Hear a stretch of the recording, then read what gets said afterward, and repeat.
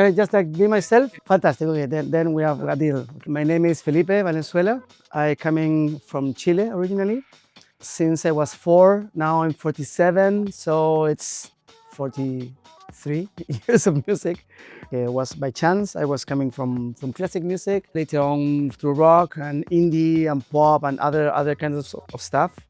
But because I was playing the piano and the keyboard, and my father was bringing from US like some workstations, understanding how sequence, like layers of music. So I was making rock, with a keyboard, so then I can show it to my other partners from the rock band to perform, But then I have to play, and of course I was never the sensation. I was always like just the keyboard player from a rock band, and then of course I tried to find my way. I didn't feel that I was like going somewhere, and in the meantime I was in the university studying informatics. It was a little period of time when I decided to quit. I sold my piano that was heritage from my grandmother. I still remember when I was like taking it out from the house and stuff. I was like, this is over. After some years, my sister was involved with a friend of ours that was a very good friend of the boyfriend of the sister of Luciano, which was the prodigy of Ricardo. This kind of like very underground, like organic beginning of Perlon, or like I don't know, like a lot of other labels, types of Static and Trave Stuff, or I don't know, like Karloff, Playhouse, Clang Electronics. I jumped from my underground perspective of other genres to underground electronic music. It was like an instant match. I said like, wow, this is really making sense. I was immediately like understanding that what I was trying to do the whole time, it was just needing a bit of a way through. I was immediately in love with it. I said, okay, this is it. I was finishing university, my mother got married again, my parents split, she went to Spain, and I get alone in the house. I start making parties, like crazy. Besides this information that I was receiving from this friend, I was getting fitted, and I was really like absorbing more and more.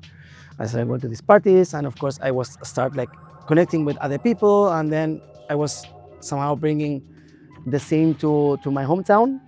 Of course, it was already happening, but I was not aware of, With this vision that was clear, I started like DJing, and I found my place in my hometown, as I said. Some very important platforms like Mutec, for example, was coming to Chile, and they were bringing their first interactions to my hometown, which is the main beach from Chile, So like it's like in front of the sea, in the port, they were making the micro Mutec, which was huge actually.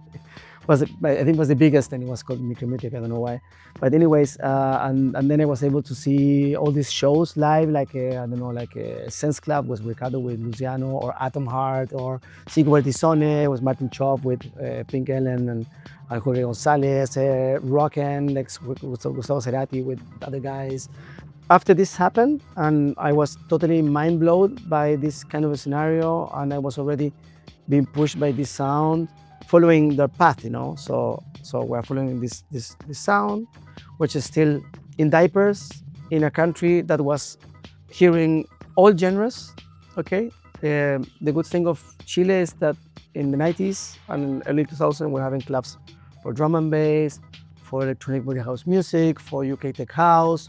We're having clubs for house music, for techno, also for this organic sound, They can all coexist because they were all having their own club, and it was kind of a niche place, where like people go and knows a lot about music. It's more or less like it's happening in Berlin right now, no? Or like since ever, like people go to follow their sound, and they know artists, producers, they know the music, and they come and they want to absorb information regarding that specific sound, This is what happens to me because we arrived at the very end of this era in Chile. The guys that were running Mutec in Chile built a little club at the very end of the port. This club was mainly for this kind of sound, and it was in my hometown. And then I started coming, and insisting like that I should be a resident. And I finally did, and that was the way it started. Even though I have the same age of Luciano, he was also my And besides of a friend, he was also my boss for many years in Cadenza. He was already part of that scene, which I was not part of, you know. And then when I arrived, I was arriving late to that scene. So there was many factors that were like not like giving me the chance to meet them before. But then when I had the chance to understand who they were still like not super famous, but they were already kind of like top notch, you know, like very cool. And then the time put me in this position that I become then someone that was like warm upping for them in parties until I was like playing with them, like maybe like in a back to back or becoming friends. Wow, like so many years have passed by and so many things happen, you know. And of course, I was seeing them as you know, like something really big, you know. So I was a bit shy and I was not expecting that things were going this direction. And until now, I can say that it's nice to be part of this process where like I'm second generation, but I'm still delivering information and trying like to push their basics, you know.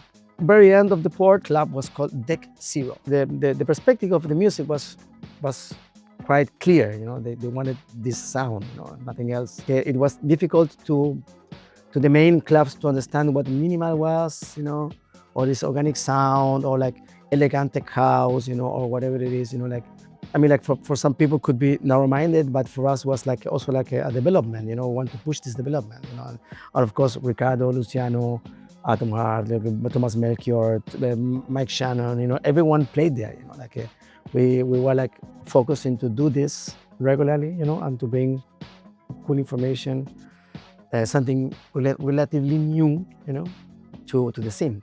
In Chile happened something that I think it did not happen in any other country in South America. A lot of information in a small perspective. So much information, you know, that allows a record store to coexist, you know, and making sense into the whole scenario. Maybe you will believe it or not, but we're having like 7, 8 record stores, you know, like in those times, you know, and they were like feeding us with information. Each record store was having its own style, and we were having no CD players in any club. If you play CDs, it was because you play like not electronic music, you know. So it was very easy to absorb and to buy, you know, and you become friend of one record store or the other, and you have your likes, you know. So, amazing, actually, you know. You can really play records if you want, you know. Nowadays it's different. Now we don't have record stores in Chile. Or maybe just really, really few. And our scene is really shrinks to the minimum expression. It's like very, very complicated now. I was starting to be part of it from the end of an era, you know. Because when big parties start being part of the scenario, it was the beginning of the end, basically. When big events get in, people that are not aware of this culture found it fascinating because it's trendy, you know, and it's becoming something more more social, you know, rather than something that is attached to music, that is information, that is culture, is art. And this kills mainly like our scene, you know. And then big parties, you know, start like fighting between each other, you know, like making this like sensation white, or I don't know, a cream fizz, or whatever it is, you know. And this is quite sad, because as I said, like it was a beginning of a big change, you know, in our scene. It was the only point when you realize that maybe it's time to leave and things are not going to work for you anymore if you really want to keep on the classic way, you know. And this is what happened to me. And from my friends that were like in the same position that didn't do it, mainly all disappeared. So yeah. And some of them tried thinking that it's gonna be different. I'm from the second generation. I'm the only one that is still living in Europe, and some others that were very talented did not want to get out of the country. And then when the scene exploded, not in a good way, these new tech house festivals and whatever, you know, all these little worlds, you know, like merged into a mini scene that were making little parties, you know, which is still existing nowadays. But then the rest gone. When you have a concept and you develop yourself and you are like in the top notch situation, and then you somehow it's not gonna work anymore, and then you go back to your country and there's no doors open for you anywhere. You need to adapt. So I'm feeling grateful that life gives me the chance to keep on pushing myself. I have to say that it was not easy because I had many times the possibility to go bigger, but understanding that this means that I have to disconnect myself from my vision and I have my values, and my perspective, and I will follow sometimes, but mainly I will try to be followed. And if this is the risk that I have to commit with, I will go for it. And I have to say that it was a struggle.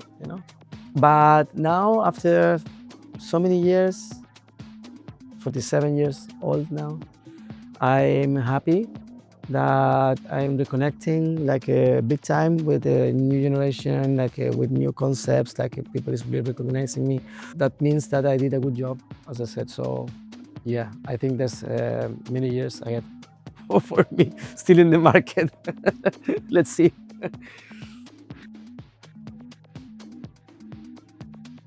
I was working with Danny Casarano, who's a very good friend of mine, my brother. He's from Switzerland, partner in school with Luciano. And when Luciano was going to Chile, he was inviting him to spend vacations, over there.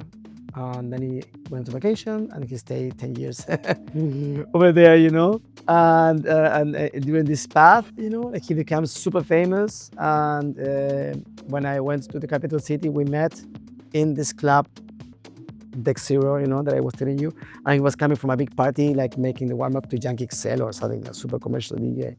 And he arrives to the club and he saw me playing this music. And he was a bit impressed, realizing like, what the fuck was that? And he just approached to the booth and he says, "Hey, I know I'm blah blah blah. Like when you finish, I want to talk to you." I was like, "Oh wow, it's like this guy, like." And then I went out. He was like full of girls and guys, like he was famous, and I was just like a random dude. He invited me to Santiago to play with him in La Feria, which is a place that I really, really, really love. And then we become really good friends, and then we start making music together. As I said, Luciano, Ricardo, Dandy, everyone was already living in Europe, coming all in the summer times, like to make parties in New Year's or like in the summer or whatever. Of course, in those times was not the internet of today, so you were just willing to make music and hope someone like try to follow you and to release. Now it's totally different. Now, if you really want to take care of your career, you need to be very strict where you're bringing your music. You really need to be prepared. You really need to develop yourself proper. You cannot make any wrong move, otherwise you are not going to catch the attention of others. In those times, you didn't care. From those times, there's a lot of releases I'm not really into anymore.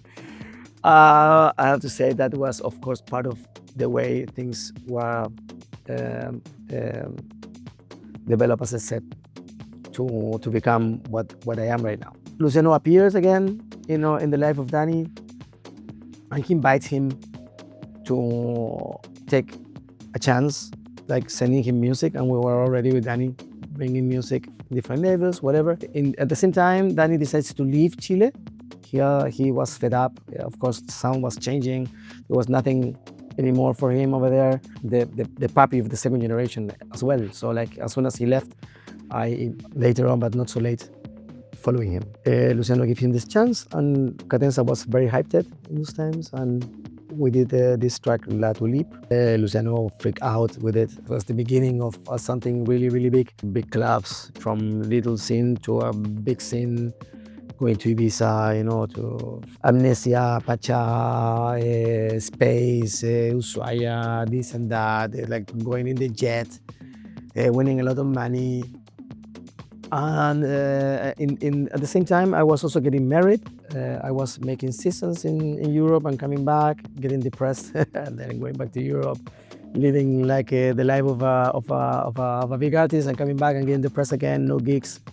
And that's when my wife decided that it would be nice that maybe I take the chance to leave Chile.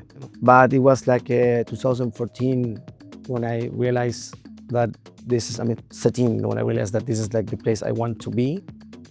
And since 2014, I'm properly stayed in Berlin. But I left not feeling comfortable anymore in my country, basically.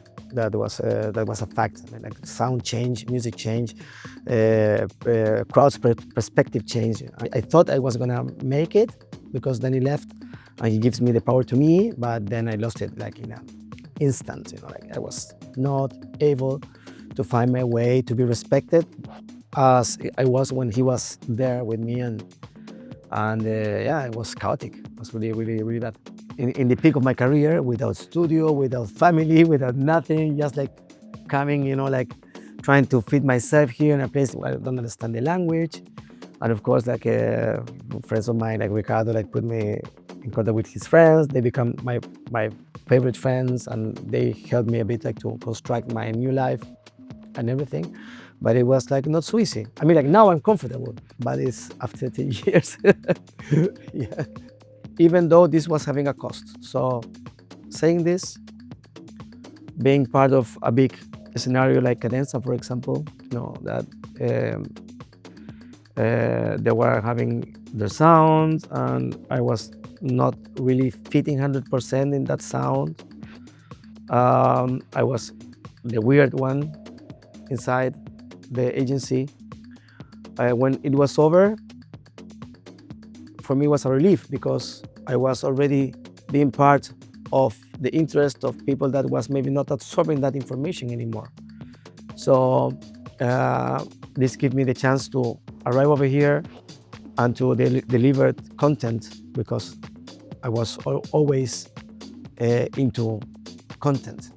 The input that you can receive in a place like this is so high that you keep on developing yourself more and more and more. The only problem was that I was not having a studio anymore. My studio was in Chile, in my house. I had to I invest a lot of money in the studio and then I had to leave, and it was there like for a couple of years, and then until I decided to let it go, I sold it for pennies, and then I started constructing again slowly my studio here. But it took me a long time. It took me 5-6 years. Well, I was a bit lost in one point, trying to bring my family over here, and it was a kind of painful as well. And also I was in the top of my career, but also very lost into myself. So it was a bad timing because I can see myself now like in a very good shape, and I think that in those times I could be super good, or also I can be also getting disconnected very fast if I have a problem or an issue in my mind. I was always very delicate emotionally wise, so maybe I was not prepared for success. And then when things went down and I have to rebuild myself, find my way to say, okay, like this is me again. But as I said, it's like a roller coaster. You are here, then you're here, then you're here, then you're here. I need to understand that kind of movements that life are giving you, and understand it's part of the process of you to understand certain meanings. And when you are like ready, you also need to be focused on and understand that you're ready. Otherwise, you lose that moment. And again, you need to get back into this kind of circle until you get back again to that point to rise again. And I think that I get it now. and yeah, let's see how future like hacks me. Yeah. The problem was that I came over here 2014, then the family arrived 2016, so it took me like 2 years to bring them over. That made me understand that I was not a man still. I was like really like connected to my childish side, where I cannot commit to do anything besides music and to push things that are like not making me comfortable with. So until I have to suffer and pass through this, it took me a while. Then when we get out of the pandemic and I start like understanding how things should be done, I had the biggest pain of my life with the death of my mother, that she died in the middle of a tour of mine from a heart attack.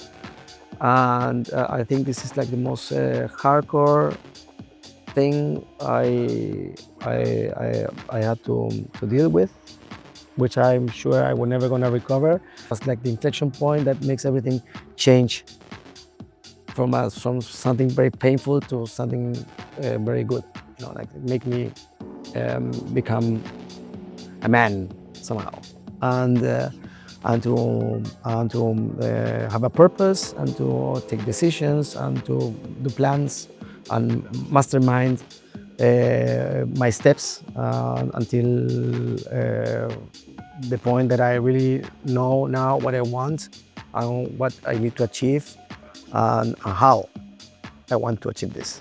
But as I said, like it took me a long time to understand that. I was like too innocent, I guess. Like I just want to play music, to do some beats and stuff. But I was not understanding that life is hard, and it's very important to understand that this is a job, and you need to really like process it that way, and to find your way to understand also what you want. But because you're all the time in your ego trip, you know, all the time to make things work, you know, social wise, committed to the collective reality that everyone like decide to live and whatever, you are not understanding and you're not seeing how things are for real. You're just like seeing what you want to see. Even though I believe that because things with no explanation for me means that there's a magical, magical meaning underneath, you know, but it's more like transcendental perspective. I started like following these transcendental perspectives for a year, maybe, which of course made me disconnect a bit from this reality. And I did the best music of my life, I have to say, and I'm happy that I touched that maximal thing in my career. But I was also like losing control, you know, losing control of, of my daily life with my family, with my excesses, and I was a bit toxic at the very end. But it was very cool as a development, as a person. My mother death had a big meaning in what I became, and I see now as I see it now as a gift. She had to live this life to make me understand many things, you know? And I need to treasure this, uh, um, and not like feeling so sorry about it anymore. And when I understood this, life started like uh, being nice again. But it took me a while, yes. Since a long time, I decided that daytime is not my thing. There's too many distractions, too much phone calls, too much like needs, family needs and stuff. So I rather prefer to come in the evenings to make music when it's about me. When we're talking about like me and my crafting, my own projects, I like to come in the evenings. Okay, maybe I take a bit of wine. You know, I put the telephone down, come to the studio with no vision or ideas, even though I have to say that many times happens to me that I go to the bed and I start composing tons of harmonies and stuff. And I think that the day after I would come over here with that idea, but they're gone in the morning. We're gonna come over here, there's all the ideas are gone. I don't have any idea what's gonna happen. So I just like drink over everything. I put everything on. Okay, disaster. Okay, everything down. And I start maybe with a melody or maybe with a bass, start checking things up, you know, and I go randomly going as fast as I can. I'm not overthinking at all, ever. When I was in the hype, maximum hype of my crafting, I was just coming over here, start like making exercises, you know, like, and I can do 1 or 3 tracks per day, easy. Because if you don't like it so much, you know, you can always do another one and another one and another one and another one. Why losing time? Because maybe today you're happy, tomorrow you're angry, or you're like, I don't know, like in any kind of state emotionally wise, and then you need to take a picture of that moment the way it is. If you come the day after and you're in another mood, you maybe not gonna like it anymore, or you wanna start retouching it, and this is the end for me. My brain and my heart, which is like the cyclone and the multi-clock, which will allow me to um, compose quite fast and to be tight in my recordings. Okay, so let's say that I having my jam, and then I go from each machine starting from 0 point. 0 point will be the sound that is part of the jamming, and I will start twisting it over as much as I can, knowing which is my point zero. Okay, so I'm not destroying the dynamics, or I'm not like going so further like with the sound, and then I go back to zero, and I do this with every machine. When I have everything clear, I start recording one by one. I know that's going to be tight enough because the clock is coming from the machine, which is like super tight. It's an analog clock, it's not a digital clock. And then I will twist the sound like um, how you say, like real time, okay? And then I will feel it. This is the length. Maybe it's a minute, maybe it's 30 seconds, maybe it's 45 seconds, maybe it's 2 minutes, whatever. I'm just gonna tweak, tweak, tweak, tweak, tweak, tweak, come back to zero, you know? And then I just put like start, I put the channel down, and then it's the same jamming, but with the motionized audio that I record, and I do the same with every machine. So as soon as I finished, every machine is doing random stuff that has different lengths. So combinations are always different. So you have a monster already running over without touching any piece of your of any kind of like arrangement in your door per se. No, time is limited. So when sun is rising, I don't want to be in the studio anymore. You know, so when I see that birds are singing or whatever, it's time to go back to the house, and but you need to record it. You know, and always in the recording process, you see that something is missing or something needs to be retouched. You know, and that's the only moment from my recordings that I'm able to retouch something. That's it. You know, every time I try to go back after, I mess things up. It's never the same. So it has to be done the same day.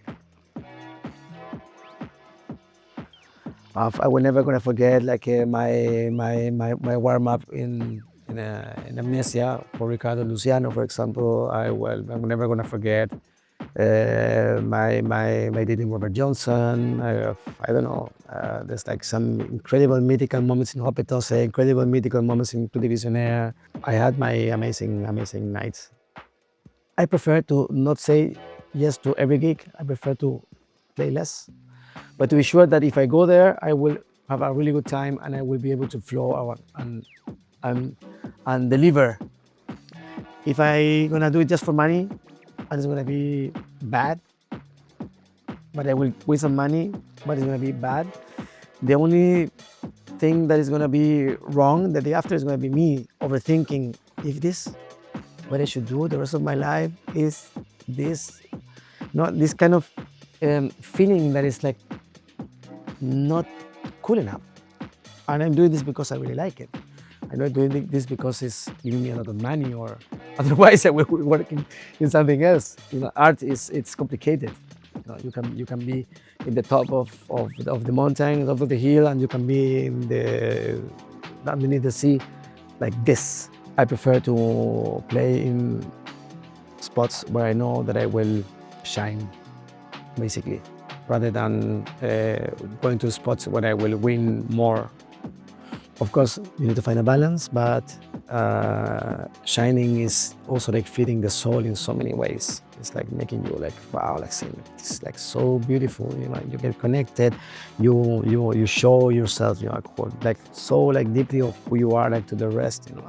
And then when the party's over, people come to you and say, hey, it was so beautiful. Thanks so much for the music. It was amazing. And then you say, hey, thank you, thanks so much. and then it's like a balm for the spirit, for the soul. No? Okay, so if I need to build a box with a message inside the box and throw it in to the sea, so someone in the future can find it or say, okay, like wow, I found this message from like ancient times, like from like this guy called Felipe Valenzuela that says that we should behave this way or do things this way. Well, I can say that it's very important to be committed to yourself. You should understand that art is very